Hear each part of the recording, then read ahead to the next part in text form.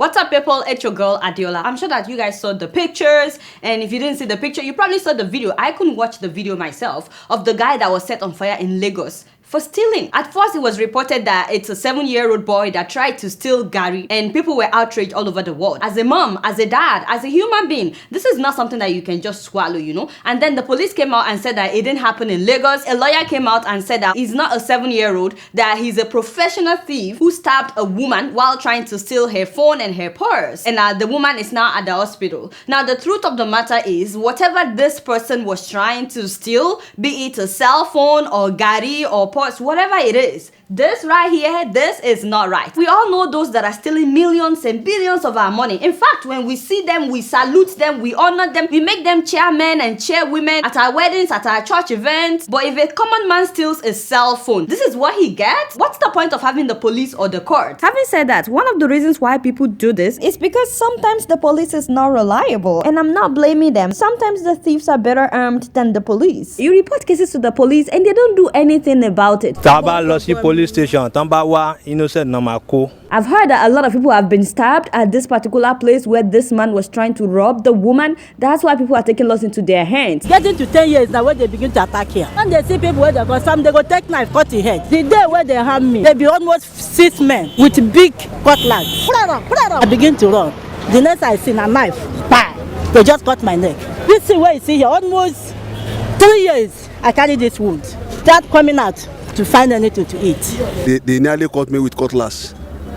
I run close to the other side. I fall down. They still pursue me again. And please, I'm not justifying jungle justice. It is absolutely wrong. If everybody should start killing anybody that does something wrong, that's how we will kill each other, finish. Again, I'm not saying that whatever he did was right, but we should not take laws into our own hands. And why do they call it jungle justice? A justice that only targets the common people. I can't wait for when the common people will go and attack the big men and women that are actually stealing our money. I bet you many of those people that were standing there that they had no idea the full details of whatever this guy did. All they had to do was to tell them, oh Jaleni, he's a thief, and they will all start saying, kill him. Meanwhile, we've seen cases where the person was actually innocent, but the crowd would not even ask for their side of the story. You guys remember the Alu 4, right? The 4 University of Port Harcourt students that were killed in broad daylight in Alu, who were accused of stealing a laptop. And at the end of the day, we found out that these guys did not steal anything, yet the crowd already wasted their lives just because there was nobody in the crowd that could stand for what is right. Now, if we continue to ignore jungle justice in Nigeria and we just walk away or drive on because we are afraid of what the crowd may do to us, you know the day it will be someone close to you, you won't know because you will just drive on, you will just walk on. Don't be surprised that after killing this guy, many of these people that were in this video, in these pictures, they will go to church or mosque to go and pray. And how can you tell people that God loves them after you just killed a fellow human being? The reason it's still happening till today is because no one has been penalized for jungle justice. Once we start arresting people for jungle justice, no one would repeat this. But again, you guys don't know much. Guess what? I'm just giving a room. Moving on to the Gambia. My dear, when is the presidential election? Not be this December? This December, right? I thought as much. So why is Yahya Jammeh just submitting his candidacy? Gambians, you know, this man has no regards for you at all. We already know that he would run. I mean, if he's been there for 22 years, I don't think that he wants to leave. But the fact that he would wait until a month to the election before he would declare his candidacy, before he would submit his candidacy, shows you how he's not accountable to anybody or even respect the law of the country. That is not correct. That is not correct. The ridiculous thing is how he went to file his nomination papers with an entourage. Actually, this is bigger than an entourage, you know. He had all the party officials, the district chiefs, municipal and area council officials, all his supporters, civil servants, everybody that is benefiting from his self-absorbed government. He took that his big bulletproof vehicle, you know, so he could wave to people on his way to submit his candidacy. He went with his wife. It was a big party. They were dancing as they went to the IEC just to announce to us that Jammeh will be running for the 5th time, as in 5th time. I'm telling you, every election for the last 22 years, this man's name has been on the ballot papers. And of course, he came in through a coup. So you understand, And as usual, Jammeh reminded us that everything that he's doing, that he's being directed and he's being led by Allah. Listen to what he said. He said, I would only listen to God for guidance. No matter what people say about me, I'm not moved. You know, that includes you calling the world, no matter what you say about this, every one of you on keeping it true, the man is not moved. And then he said that I don't listen to anybody because I know what is important. This is between me and the Almighty Allah. I said, Astara Gafurulai. This is heresy. Astara Gafurulai on your behalf. For those that don't know the meaning of Astara Gafurulai, it means God will forgive him. Isn't it interesting that we Africans, we like to use God as an excuse for our own selfish endeavors and the wrongdoings that we knowingly commit? By the way, Nollywood actors and actresses go to Gambia for tourism. You guys know that Gambia is a very beautiful country, right? Like seriously, Gambia is very beautiful, very, very beautiful. I can't wait to go there myself. I'm just waiting for Jammeh to step down. I'm catching the next flight. Anyway, but the thing is, because Jammeh likes celebrities, especially Nollywood celebrities and our musicians, I've heard that sometimes he would actually fly them into Gambia and he would welcome them very well, make them comfortable, and as a matter of fact, sometimes he would take them on tour by himself, like he would be their personal tour guide. Recently, a Nigerian celebrity uploaded this video on her Facebook page.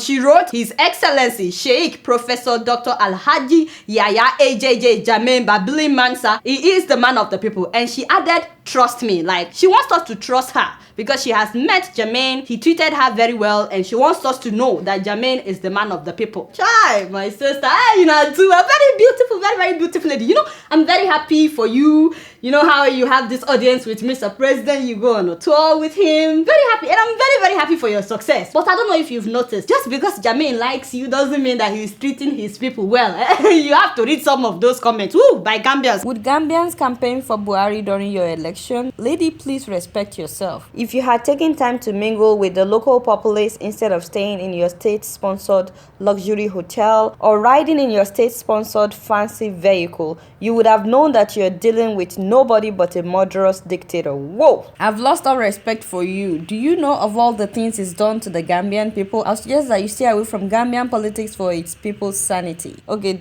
I can't read this one. They are calling the woman prostitute. I feel sorry for you. He will sacrifice you to win the elections. These are what Gambians are saying, Father. Put back the photo of the woman. So I just wanted you to know that, you know, I do. Meanwhile, opposition parties in Gambia have merged together to produce just one candidate, which I think is smart. In the meantime, Gambia has officially notified the United Nations that they're leaving the ICC, the International Criminal Court. And they said that it would take a year to process the request for it to come into effect. I don't know why it has to take a year. Meanwhile, Russia has also announced that it's leaving the ICC. Let me know what you think about that. I'm really looking forward though to what will happen next month in the Gambia with this election. A lot of Gambians are saying 22 years of Jammeh is enough. Some people like him, obviously, from what you've seen in the video. And I know that a lot of our celebrities in Nigeria, they like him. He treats them well. But again, you guys don't know much. Guess what? I'm just keeping it real. Moving on to South Africa. Oh, Father! Did anybody see that video of two white men torturing a black guy in a coffin?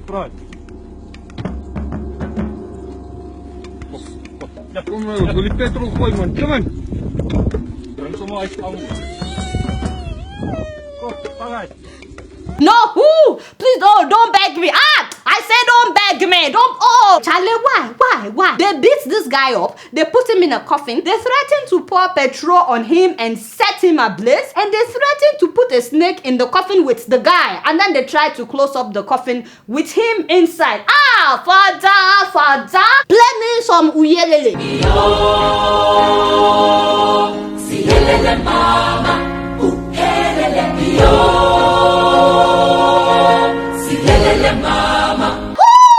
South Africa, why now? You know the ridiculous thing is the fact that they had the nerves to film themselves doing this. Like really, some people are really bold. The story is that this guy was going somewhere and he decided to take a shorter route, a shortcut, and that put him on their property. So he was walking on their property and this is what they did to him. They're accusing me of trespassing, and then from there on they started asking me questions and beating me up, so I had to run away from there. They chased me away with these two trucks. The other one was on the other side, the other one was running, so they caught me there, they beat me up. Give me one more uyelele. Do we need anybody to tell us that this is racially motivated? If that was a white person that stepped on their property, they would just say, hey, this is a private property, and the person will be going. But they feel like, how dare a black person step on our property? You can trust my South African people. They've been protesting left and right.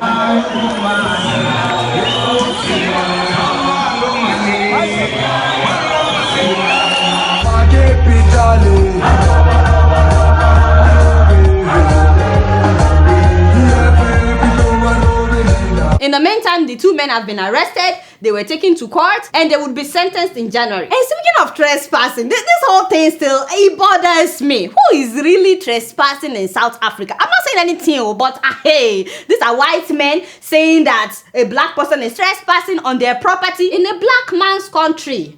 I mean, I don't understand. I don't get it. I'm not saying that white people don't have the right to own properties in South Africa, but let's talk about who is really trespassing in South Africa. Haba! Making me upset. Seriously, racial discrimination in South Africa is still very much alive, and that is sad. Very, very sad. This is 2016, almost 2017. My people, it is time for us to get past this racial discrimination in South Africa. But again, you guys don't know much. Guess what? I'm just keeping it real. So last week Thursday was Governor Ayo Fayose's 56th birthday. Yeah, so happy birthday, my uncle, my favorite person. But in case you don't know what people are saying, you know, people, they like to talk big mouth. Enemies of progress, big mouth. You know, they've been talking. I just want to make sure that you know what people are saying, not me. But a lot of people were wondering why in the world you were going on the streets distributing cake and 200 naira. Uncle, hello duty. What is the meaning of handing people 200 naira? What would I do? Now, a lot of people don't see anything wrong in what he did, and in fact, a lot of people like him because of that. They call him the man of the people. But you need to teach people how to fish instead of distributing half or 1/4 of a fish among 20 people. Records has shown that in Nigeria, a lot of our officials, they will steal billions of naira, and then they will distribute like 10,000 naira among people, and then we say they are good people. Oh, he's a good governor, she's a good minister. Hey, somebody has stolen and chopped money. Now they are handing the people of Ekiti 200 naira. What an insult. This man should create jobs. Teachers have not been paid. A lot of workers have not been paid for months, but you are distributing 200 naira.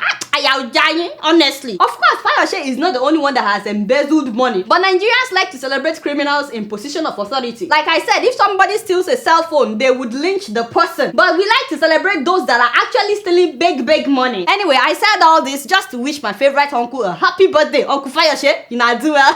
Happy birthday to you, Daddy. You guys don't know much. Guess what? I'm just keeping it true. So before I read the emails today, I like to first of all apologize. I made a terrible mistake in my last episode when I was talking about the Ghanaian election. President John Mahama took over power in 2012 when Atta Mills died. It was not 2010. And Atta Mills only had 6 months left, not 2 years like I said. And I cannot believe that Koledo was standing right here when I was saying those things. If you know how much I'm paying this guy, if you know how much, you should be ashamed of yourself. So I really apologize about that. So before I leave, I'd like to read just a couple of emails. And the first one is from Olai Tambakari. And he says, hi Adeola, the Nursing and Midwifery Council of Nigeria failed to issue certificates and PIN numbers to graduating nursing students, which would enable them to apply for jobs. A set of students wrote the national nursing exams in October of 2015. The result was out in February of this year, but the certificate and the PIN numbers from NMC is still not out till today. The students contributed money to send representatives to Abuja office of the NMC, but they got no attention. It is now becoming so rampant to delay the issuing of certificates, including in universities. Please help to treat this hidden and silent problem. Can you imagine finishing your final exams since October of last year? This is November. That's more than a year ago,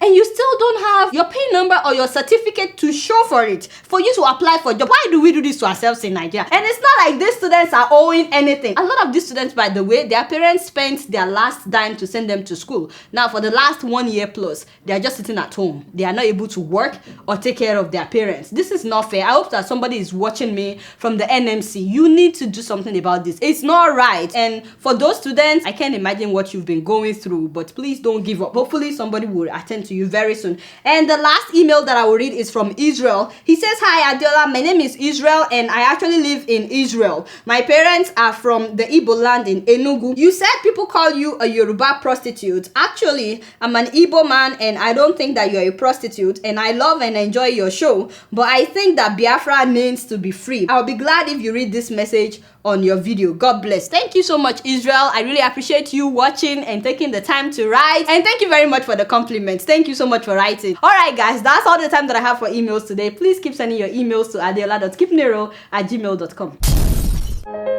Growing up in Kenya, my sister and I were very close. But like any sisters, we fought a lot. She always got new clothes and I always got hand-me-downs. Now she's putting her children through school in Kenya.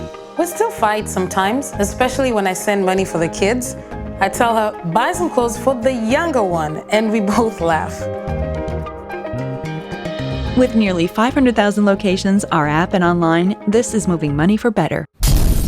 Alright y'all, it's been real and I'm keeping it real right up in here. Don't forget to follow me on Facebook, Twitter, and Instagram. Until next week, I'm gonna see y'all later. Peace out!